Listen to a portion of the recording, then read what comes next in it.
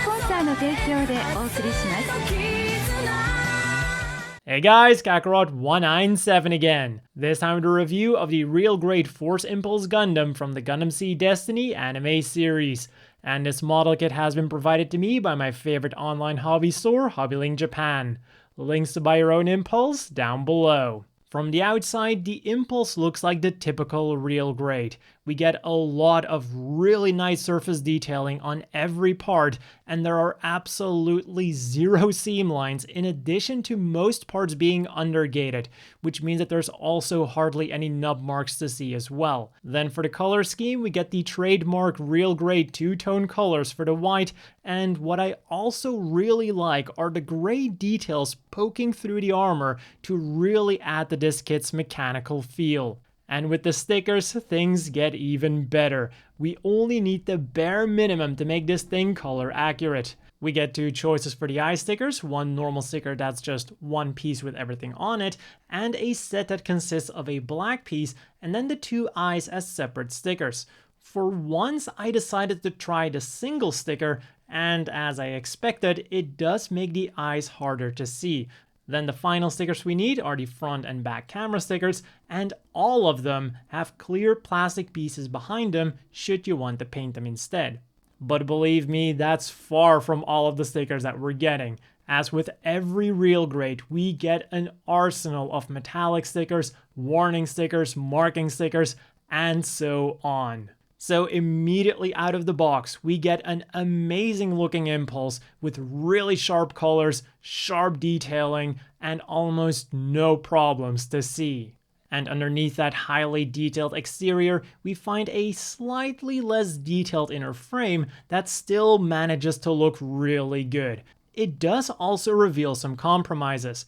Just like the Crossbone Gundam, the old school inner frame is used only for the body, and in the Impulse's case, also for the core splendor. The rest of the frame then is the more traditional master grade-esque build-it-yourself frame. On the one hand, this means that it is slightly less technologically impressive, with less moving parts and whatnot, but it also means that the Impulse is significantly more stable than other real grades. You win some, you lose some. So let's get that armor back on and have a look at the Impulse's weapons and accessories. Starting off with the weapons that are already mounted on the Impulse, we get 20mm Seawiz guns on the chest, and yes, these things are molded in gray. Then stored inside of the side skirts, we get the folding razors, and what I really like about these is that they're actually connected to the side skirt, and they use that same connection to attach really securely to the holding hands. And not only do they look really good in action poses, with the included open palm hands and the fact that they actually are attached to the side skirts, you can also make some really cool drawing the folding razor poses. Moving on to the other close combat weapons then, we get two Vajra beam sabers mounted onto the Force Impulse's backpack, and be careful when drawing them because you might just not get all of it. Although, to be fair to this really nicely detailed beam saber, that was actually the first time this happened. Of course, we also get two beam saber effect parts to go along with it, and just as with the folding razor, with the help of that peg, they are extremely securely in the hands. And now let's have a look at the one handheld ranged weapon that the Impulse comes with, the high energy beam rifle. And again, good luck trying to find any seam lines on this thing.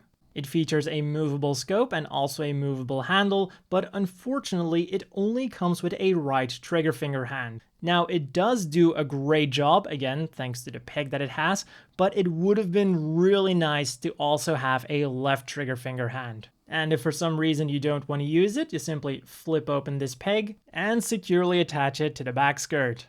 Then next up, we get the Impulse's very distinctive looking shield, and it is really nicely detailed both on the front and the back.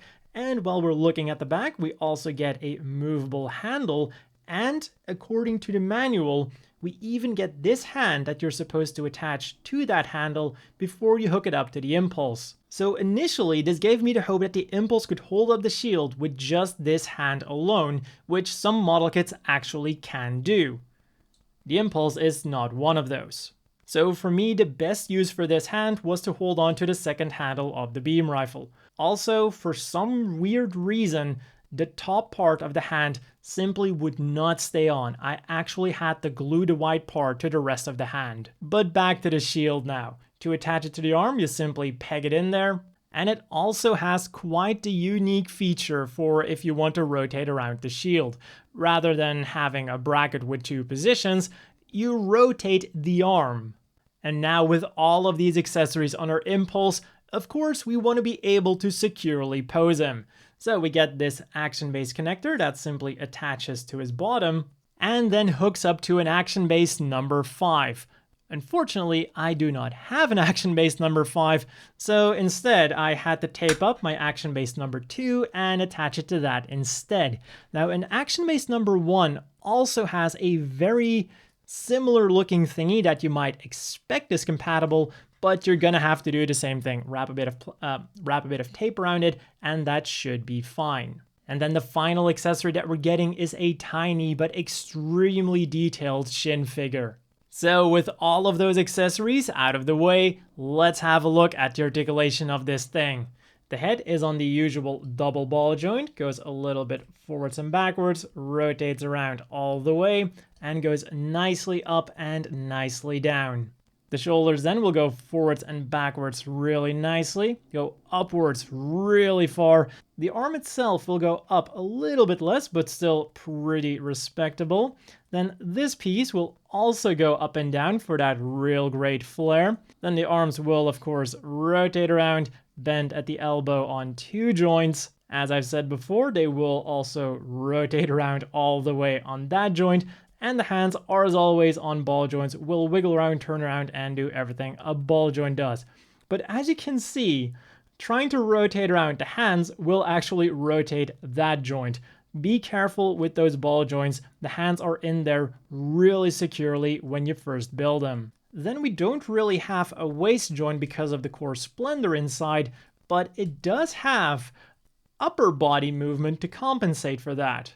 Another fun piece of articulation is this piece that will go up and down for no reason. Now you might think that is because of the opening cockpit, but this isn't the master grade, this is the real grade. The opening cockpit on the real grade is just this red piece that is really difficult to get to without any tools. So just grab yourself a toothpick and enjoy the typical real grade inside of the cockpit. One thing that surprised me though is that the waist isn't on a ball joint, but instead just on a rotating peg. But at the same time, it is super secure, so I can't complain too much either. Then the front skirts are molded separately, go up really far, allowing the legs to go forwards really far, and also those back skirts are individually jointed, allowing the legs to go backwards really far as well. The side skirts then also go out nicely, allowing the legs again to go sideways really far, or if you use that extra joint in the hip, you can pull off some pretty crazy poses with the Impulse, even though it might look pretty weird from certain angles. But hey, the most important thing is that joint is also pretty solid because it actually clicks into place when it's like this, and it also clicks into place when you pull it out. So moving on with the rest of the legs, they will rotate around, bend at the knee on two joints with a little bit of separating action going on right there. Then the ankle guards will also move a little bit on a ball joint there. The feet then are on a double joint, but they're essentially just on a single joint. The ball joint gives it some forwards and backwards movement. Also, we get a toe joint like that. And then it will also rotate around a little bit on that ball joint. And then the side-to-side movement on the ball joint is relatively limited. But then we get an extra joint that's inside of the leg that gives it a bit more side-to-side movement. And finally, we can't forget about the articulation of the force silhouette. The beam saber holders are on ball joints, so they will also move around nicely. Another ball joint can be found inside of the wings here. So the Impulse can flap his wings, although he cannot completely lower them, nor can they be separated in the middle to store them like in the anime. What they can do is go backwards and then rotate around, so you can put him in somewhat of a stored mode. Then we get two individually jointed thrusters on the back. These thrusters then are on a ball joint, and when we turn them around again, this here will open up, revealing a tiny thruster inside. And for the assembly of this thruster, I am going to give you a big warning. The manual wants you to snap this thing on last. This will not snap on, it will snap the pegs off. So what I highly recommend you to do instead is to push the pegs onto this thruster by using something like a mechanical pencil, for example. And then quickly back to the impulses articulation for the one thing I forgot about. These thrusters on the back of the legs will also go up and down. So overall, in terms of articulation and especially stability, I was extremely pleasantly surprised with the impulse. Yes, the feet could have been a bit better, but everything else was done extremely well. I really liked how they still managed to give him some body movement while still having the core splendor in there and while still keeping up that stability. So unlike some other real grades, the impulse is an absolute blast to pose. But then one question remains. If the impulse is fun to pose, is he fun to transform? Well, let's find out.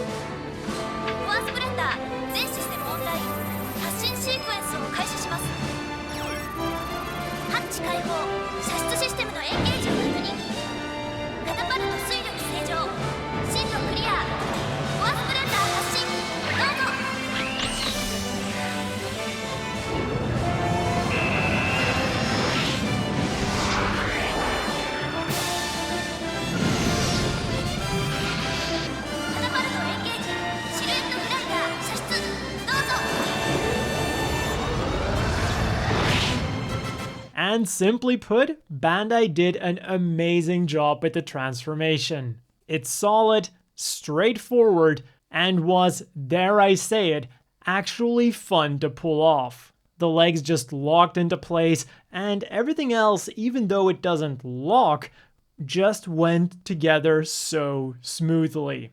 Or well, the way I did it, I guess I should say, everything went apart so smoothly. And it's also really simple to have all four of the pieces flying. For the Silhouette Flyer and the Core Splendor, they simply have a hole on the bottom, so you simply hook them up to any compatible action base. As for the top, it comes with this piece that you simply attach to the top and then to the action base. And then the same story for the bottom flyer, you simply hook this piece up, and this time rather than using the back, you use this hole, which is simply compatible with any action base that has a peg attachment. For the people who want to display them as having landed, you only get one set of landing gear, and that is for the Core Splendor. And talking about the Core Splendor, we of course also get those two missiles that get dropped literally every single episode, and as far as I know, were used like once. Goal! ここか! 距離は500! いけや!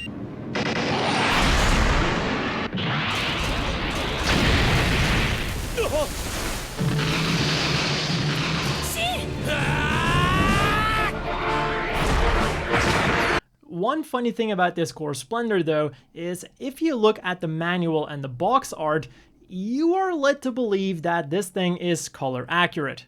If we look at the official art on the other hand, you will see that there is still a lot of painting to do on this thing. But I can't really fault the Real Grade for that.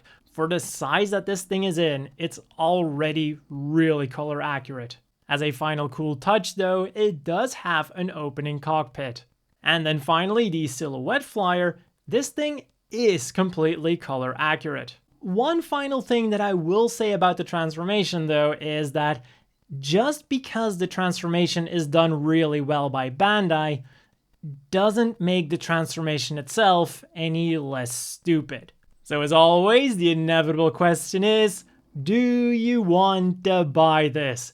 And for 3,000 yen, I would say that this kit is a total yes. It does everything that it should do. The amount of detail is absolutely amazing. The proportions are great. It's got those little extra real grade touches, and as a cherry on top, it's actually a solid model kit. Honestly, other than a few minor gripes, the only bad thing I can say is that with the real grade inner frame being phased out, it starts to feel more like a miniature master grade, but it's one of those things where I simply cannot argue with the results. So, should you get this Impulse over the master grade or the high grade Cosmic era? We are not talking about the old high grade here. And for the most part, the answer is again, yes. The high grade Cosmic era might be cheaper and the master grade might be bigger, but the real grade has literally everything else. More detail, more gimmicks, more vibrant and anime accurate colors, better and surprisingly enough, more anime accurate proportions, and finally, something that I never expected to say, but the real grade is more solid than both the high grade Cosmic era and the master grade. Game, set, match. So for fans of the Impulse Gundam or the real grade line, this is an absolute no-brainer. And for everyone else, this is totally worth picking up. Then for some more size comparisons, here it is next to the real grade Strike Gundam and the real grade Mark II. It's quite amazing to see how we went from those early flimsy real grades to more solid real grades to eventually this kind of very solid master grade real grade kinda. And then finally, here it is next to the standard size Gym Custom and the always bulky Zaku 3. So that's all for this review of this very solid boy, brought to you by Hobbylink Japan. As always, a big thank you to the Patreon supporters. I hope all of you watching have a great day, and I'll see you all next time.